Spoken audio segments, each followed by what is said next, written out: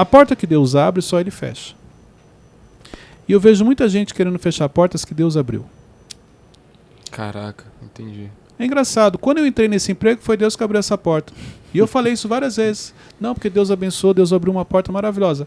Passam-se os anos, eu esqueço, e aí agora eu quero fechar uma porta que Deus abriu.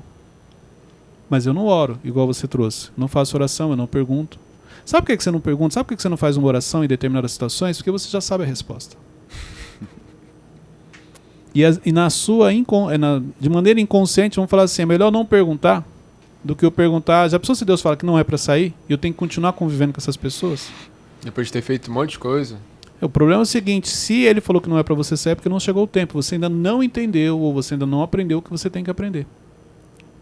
Eu lembro que eu trago isso no meu livro, eu estava escrevendo um capítulo, que quando eu estava como diretor e eu voltei como gerente, eu estava no processo seletivo de outra empresa, até eu ter o entendimento, Deus não permitiu que eu saísse.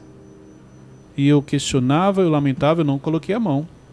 Mas assim, no dia que caiu a ficha do porquê eu não poderia sair dali, e só para você entender, foi uma experiência forte que eu tive, porque eu lembro que eu estava sentado e aí, na época eu não era convertido, eu não tinha um entendimento, mas eu sabia que era Deus falando comigo, mas é como se tivesse alguém em pé aqui atrás de mim.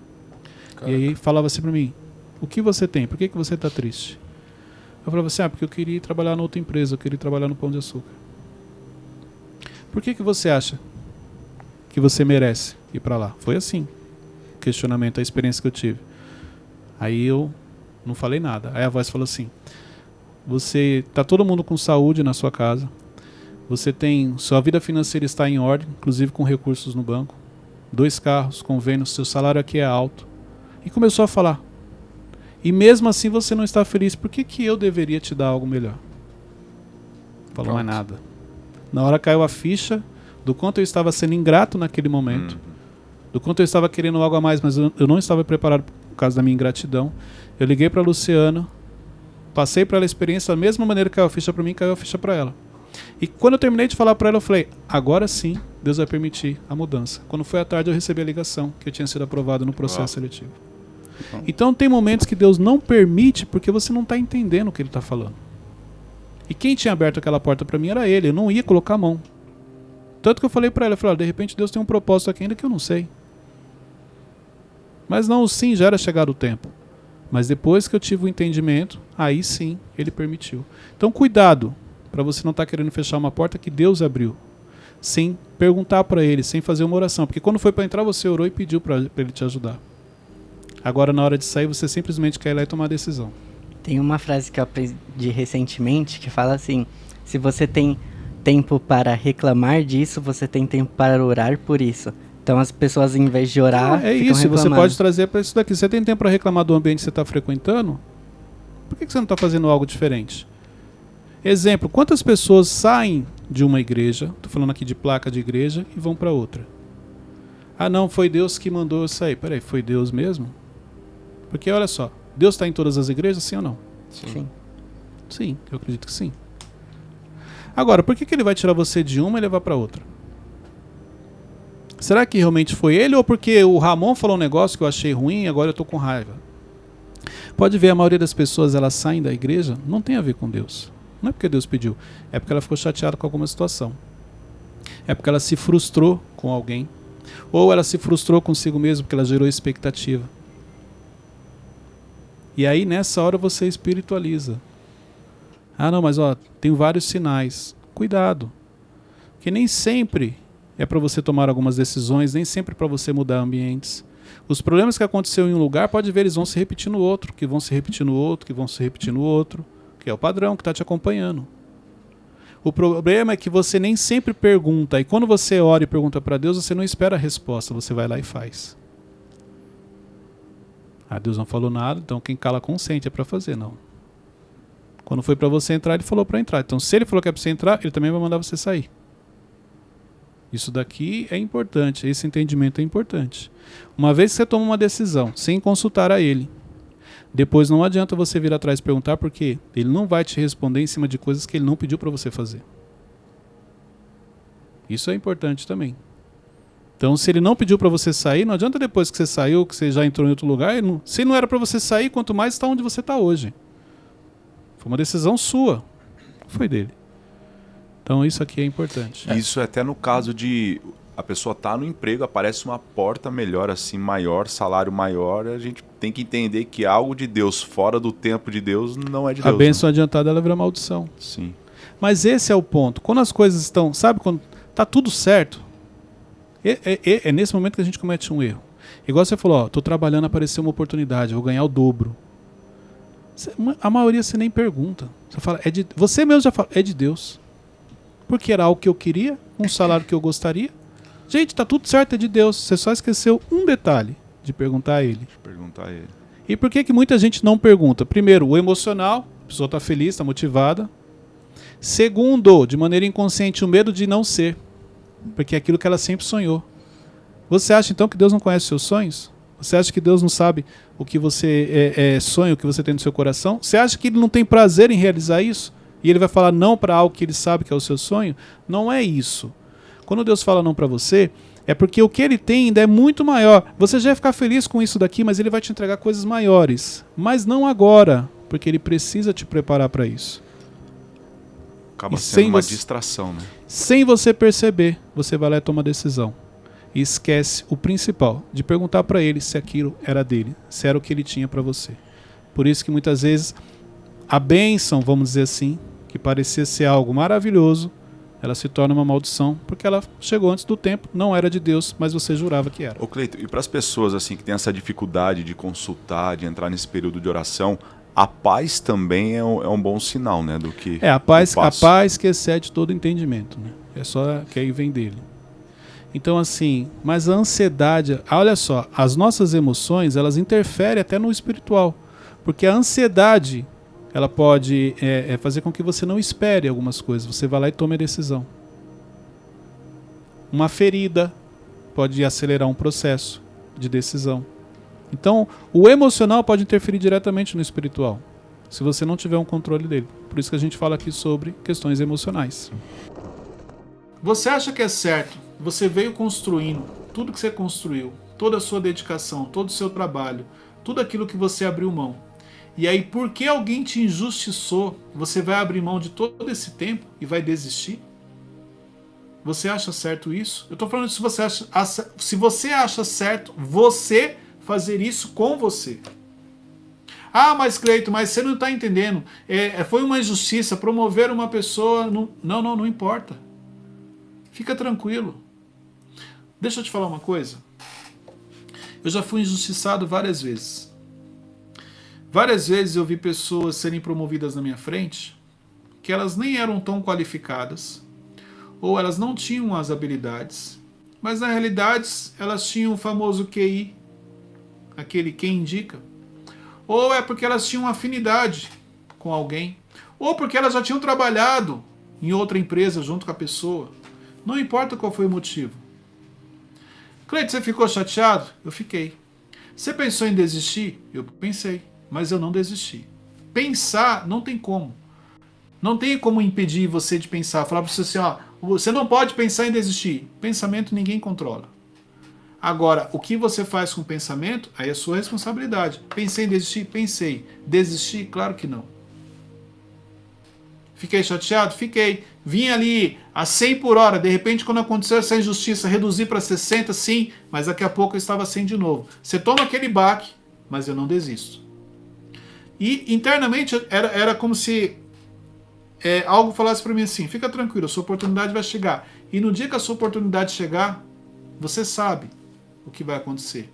Por quê? Porque você vem se preparando para isso, você vem se dedicando para isso, você vem estudando para isso. Talvez a pessoa que você achou que ia te promover, ou a pessoa que você achou que ia te recompensar, ela não identificou. Mas fica tranquilo, sempre tem alguém vendo. E se no seu trabalho não tiver ninguém vendo, Deus está vendo o quanto você se dedica, o quanto você trabalha. Ele está no controle de tudo. Peraí. O quanto você confia que Deus está no controle da situação? O quanto você confia, o quanto você acredita que tudo está sob controle dele? Então você quer me dizer que Deus está no controle, mas porque essa pessoa não quis te promover, a sua promoção não aconteceu? Porque essa pessoa ela foi injusta com você, porque ela quis. Então aqui Deus, aqui não. Mas Deus está no controle. Não, mas essa pessoa decidiu ser injusta com você. Então foi por isso que não aconteceu?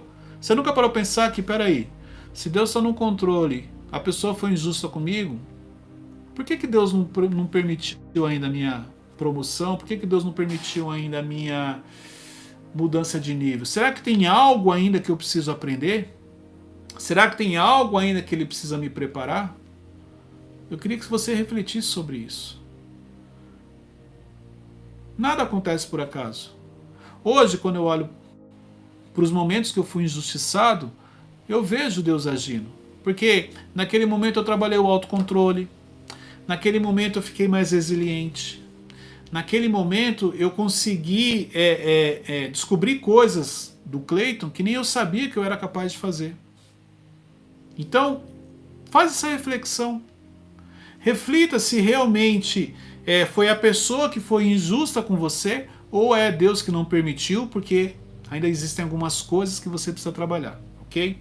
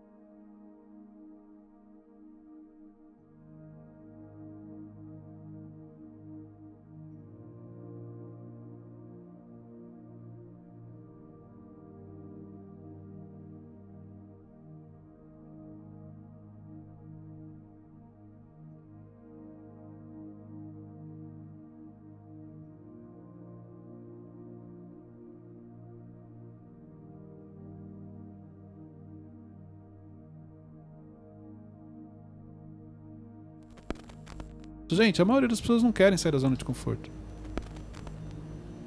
Não querem mudar de vida, não querem, tá bom ali.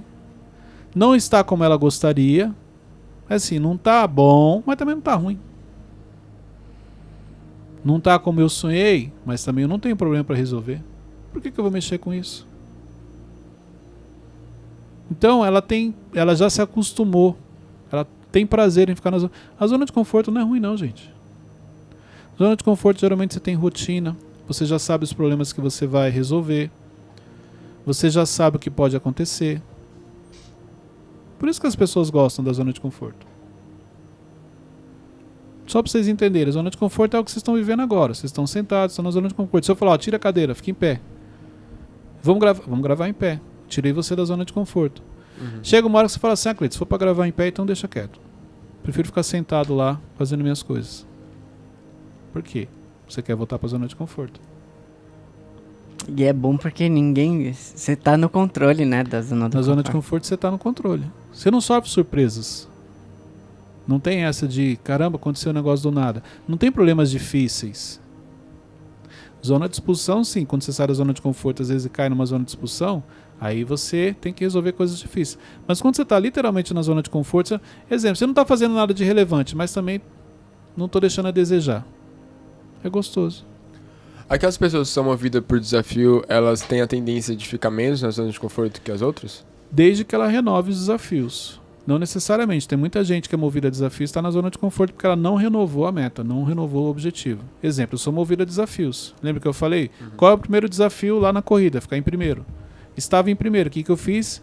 Agora eu quero baixar o tempo. Renovei a minha meta para aumentar o meu desafio. Por quê? Porque eu sou movido a desafios. Se eu estou numa corrida, eu tenho que ter um desafio. Uma pessoa que que é movida por desafios, ela não tem medo de enfrentar a responsabilidade? Não é que ela não tem medo, ela nem olha para isso. O foco dela é o objetivo. O foco dela é o desafio. Ela não está focada no problema. Uma pessoa que ela é movida a desafio, se você desafia essa pessoa, ela não quer saber o que pode paralisar, ela só quer saber o seguinte, na cabeça dela, não, eu vou mostrar pro Teixeirinha quem eu sou. Se você quer ser perdoado pelos seus erros, se você quer ser perdoado pelos seus pecados, você precisa aprender a perdoar. Porque se você não perdoa as pessoas, você também não vai ser perdoado. Foi isso que Jesus falou. Olha a gravidade. Agora só para reforçar o quanto o perdão tem a ver com você, não tem a ver com a pessoa. Mas foi a pessoa que me traiu, tudo bem, perdoe ela. Sabe por quê? Quem somos nós para falar alguma coisa? Porque eu cometo erros, eu também peco.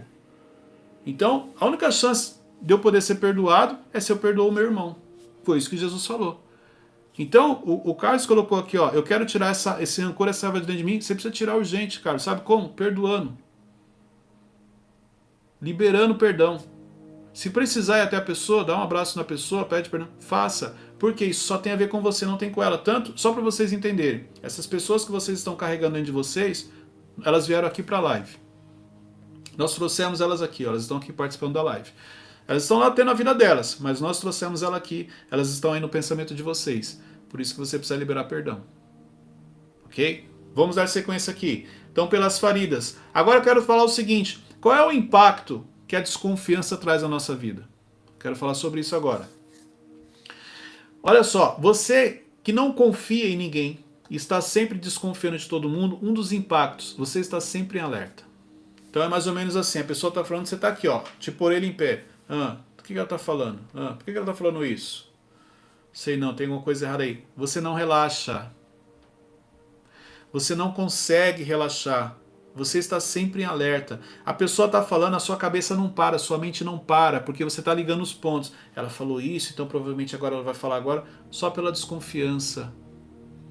A sua mente ela não para. Isso te faz mal. Você nunca consegue... sabe aquele momento que você relaxa?